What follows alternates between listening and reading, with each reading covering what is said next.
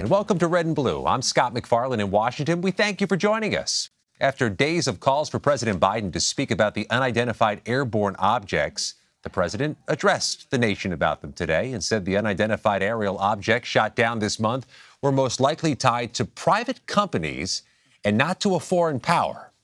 Meanwhile, in Georgia, the partial release of a grand jury report is giving us new insight into an investigation into former President Trump. They were looking into Trump and his allies' alleged efforts to interfere with the 2020 presidential election results in the state. And a key passage from that report reads, quote, "We find by a unanimous vote no widespread fraud took place in Georgia's 2020 presidential election that could result in overturning that election."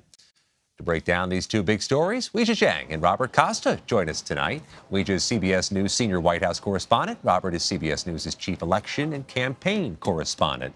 Let's begin with you, Weijia. What did the White House think the president accomplished or was trying to accomplish by speaking about this publicly today?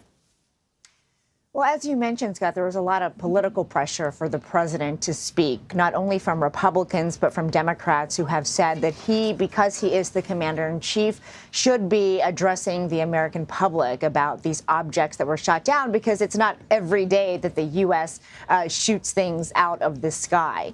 He did explain a little bit more about, what transpired that led to the three objects, not yet called balloons, to come down. And he said he was, taking the recommendation of his military advisors. He also, said that the radar had become better after that Chinese surveillance balloon hit the sky. So they were able to identify these objects that were probably, among several others. He said there was no reason to think that there was an increase in objects, which he also confirmed CBS's reporting that it was probably benign, weather balloon or something for commercial purposes. But he did make some news, Scott. He said that he wanted to take further action, some new policy to better track these objects. So he said that there would update the rules and regulations for keeping inventory of everything that's in the sky, and do a better job of that, as well as have the Secretary of State speak with other global leaders to talk about how they can really navigate the sky and keep record of things in the air, because there's not, so far, a universal way to do that. Now, also this afternoon, Senator Mitt Romney had commented on this aerial phenomena, saying he's not so concerned about those three unknown objects, but about the Chinese spy balloon. Mm-hmm. President Biden addressed the issue of Chinese relations earlier today. Let's take a listen to what he said, then I'll have a question for you. As I've said since the beginning of my administration, we seek competition, not conflict with China. We're not looking for a new Cold War, but I make no apologies, and we will compete. And we'll responsibly manage that competition so that it doesn't veer into conflict. Weijia, from your reporting on this Paramount issue, where does the White House go from here on Chinese relations?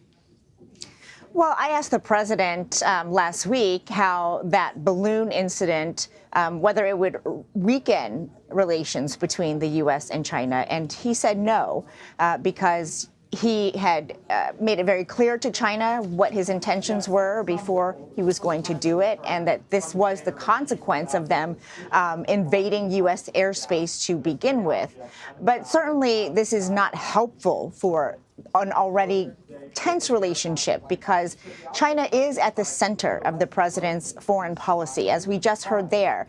Every decision he makes with regard to his international policies has to do in some way with China and being able to compete. And so I think that he had to take a firm stance and take that balloon down, especially given the political pressure. But, Scott, we still have so many unanswered questions about that particular balloon. And it seems that new information is dripping out all the time, including when the U.S. first started tracking that balloon and whether it was intentionally flying over those military sites, and what sort of data it actually collected. All of that is still under review for the final word. And so I think that will determine just how damaging the episode was. But certainly, you know, it also shows how much more this administration wants to do to make sure they are fully aware of all the ways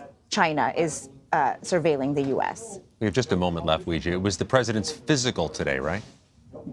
It was, and we have been waiting quite some time for this, and he went to Walter Reed and had his physical. We're still waiting for the White House's note from the president's doctor, but he did speak publicly about this to a colleague here at the White House and said it went really well. So we are anticipating more details anytime, but right now we only have the president's own words to go by. At the White House, Weijia Jiang, thank you very much.